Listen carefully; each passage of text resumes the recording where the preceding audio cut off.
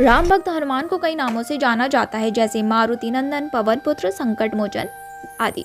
माना जाता है कि वो भगवान शिव के 11वें रुद्र अवतार थे और उनके जन्म का उल्लेख कई पौराणिक कथाओं में मिलता है। इस कहानी में हम हनुमान जी के जन्म से जुड़ी ऐसी एक प्रचलित कथा जानते हैं।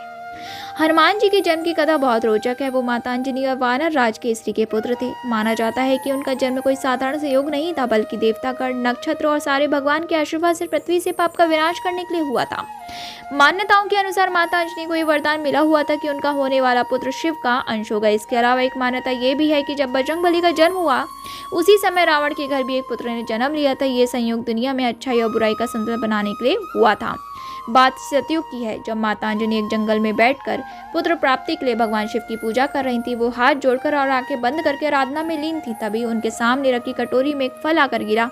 माता अंजनी जब उस फल को देखा तो उन्होंने उसे प्रसाद समझकर सेवन कर लिया। दरअसल जब माता अंजनी जंगल में पूजा कर रही थी, तब वहां से दूर अयोध्या में राजा दशरथ भी पुत्र प्राप्ति के लिए शिव यज्ञ करवा रहे थे। इस हवन के बाद पंडित ने राजा दशरथ की तीनों रानियों को फल दिए, जिन्हें खाने से उन्हें पुत्र की प्राप्ति हुई। इन्हीं फलों से एक छोटा सा अंश एक भक्षी उठाकर ले गया था, जिसे उसने बाद में माता अंजनी के सामने रख दिया। इस प्रकार भगवान शिव के आशीर्वाद से हुआ था केसरी नंदन हनुमान जी का जन्म। बोलो जय बजरंगबली।